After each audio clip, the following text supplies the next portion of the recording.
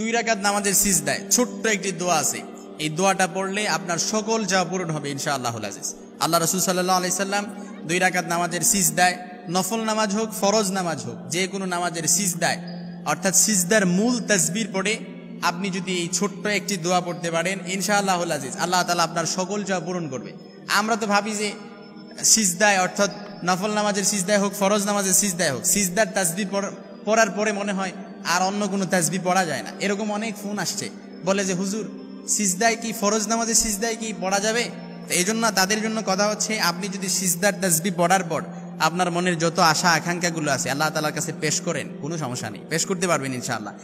এই জন্য যে আমলটি রাসূল সাল্লাল্লাহু আলাইহি সাল্লাম সিজদায় পড়তেন, রাসূল সাল্লাল্লাহু আলাইহি সাল্লাম শিক্ষা দিয়েছেন। কারণ যখন একজন মানুষ সিজদা করে তখন তার 7টি অঙ্গ সিজদা করে। একটা মানুষ যখন সিজদা করে তার 7টি অঙ্গ সিজদা করে। একবার দেখেন আপনি সিজদা কিভাবে করে, তার মুখ, তার 2 হাত, 2 হাঁটু, 2 পা, একদম এটা সহিহ মুসলিমের বর্ণনা এসেছে। সহিহ মুসলিমের ন্যারেশন হচ্ছে, একটা মানুষ সিজদা করলে তার 7টি অঙ্গ সিজদা করে। তার মুখ সিজদা করে, তার কপাল সিজদা করে, তার 2 হাত সিজদা করে, 2 পা সিজদা করে, এভাবে 7টি অঙ্গ সিজদা করে।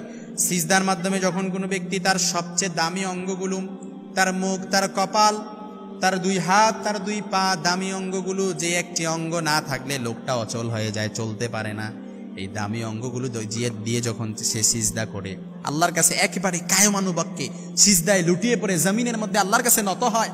এভাবে সিজদা করার পরে সে যখন সিজদার তাসবিহ পড়ার পরে আল্লাহর কাছে যদি চায় কোনো এই দোয়াটা পড়তে পারে, এই দোয়াটা পড়ার মাধ্যমে ইনশাআল্লাহুল আজিজ আল্লাহ তাআলা তার মনের সকল আশা চাওয়া পূরণ করবে। আমরা সবাই পারি সিজদার মধ্যে, অর্থাৎ এই দোয়াটা আমরা সবাই পারি। যে দোয়াটা আমি আপনাদেরকে বলবো, এই দোয়াটা আমরা সবাই পারি। হযরত সাওবান রাদিয়াল্লাহু তাআলা আনহু বলেছেন, আমি রাসূল সাল্লাল্লাহু আলাইহি সাল্লামকে বলতে শুনেছি, নামাজে বেশি বেশি করে সিজদা আদায় করো, কেননা প্রতি সিজদার জন্য আল্লাহ তাআলা তার সম্মান 100 গুণ বাড়িয়ে দেন এবং একটি পাপ ক্ষমা করে দেন আল্লাহ তাআলা তাকে। এটা কিন্তু সহিহ মুসলিমের নির্দেশন। এজন্য সিজদায় যান, আল্লাহ তাআলার কাছে ক্ষমা চান। এজন্য যে দোয়াটা আমরা সিজদায় যে পড়বো একদম খুব সহজ, ওয়াসজুদ ওয়াক্তারিব, সিজদা দেন, আল্লাহ তাআলার নিকটবর্তী হয়ে আল্লাহ তাআলার কাছে চান।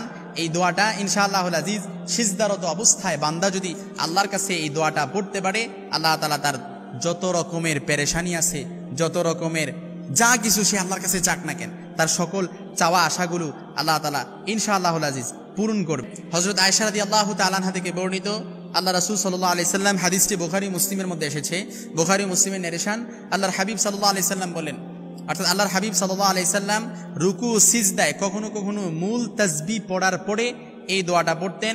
এই দোয়ার সঙ্গে একটা বিশেষ দোয়া পড়তেন, অর্থাৎ সুবহান রাব্বিয়াল আ'লা, সিজদার তাসবিহ সুবহান রাব্বিয়াল আ'লা। এই সুবহান রাব্বিয়াল আ'লা এই তাসবিহটা পড়ার পরে আল্লাহর হাবিব সাল্লাল্লাহু আলাইহি সাল্লাম একটা বিশেষ দোয়া পড়তেন, সেটা হচ্ছে সুবহানাকাল্লাহুম্মা রাব্বানা ওয়া বিহামদিকা আল্লাহুম্মা গফিরলি। আয় আল্লাহ, আমি আপনার প্রশংসা, আপনি আমাদের প্রভু, আপনার প্রশংসা আমি জ্ঞাপন করতেছি। আল্লাহুম্মা গফিরলি, আয় আল্লাহ আপনি আমাকে ক্ষমা করে দেন, আপনি আমাকে মাফ করে দেন, আমি আপনার প্রতি রিপেন্টেন্স অনুতপ্ত হচ্ছি, আল্লাহ আপনি আমাকে ক্ষমা করে দেন।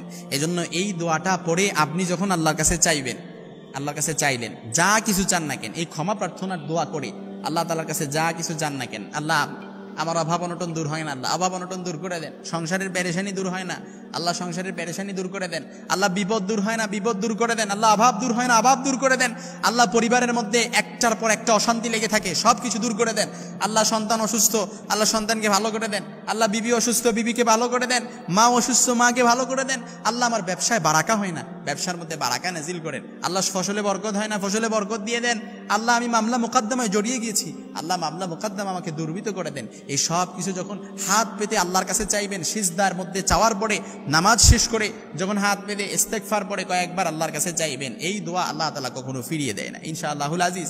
এই জন্য সিজদায় যান, যে এই দোয়াটা পড়েন আল্লাহুম্মা, এই দোয়াটা পড়েন সুবহানাকাল্লাহুম্মা রাব্বানা ওয়া বিহামদিকা আল্লাহুম্মা গফিরলি, আল্লাহ আমি আপনার পবিত্রতা ঘোষণা করছি, আপনার প্রশংসা ঘোষণা করছি, আল্লাহ আপনি ক্ষমাশীল, আপনি আমাকে ক্ষমা করে দেন।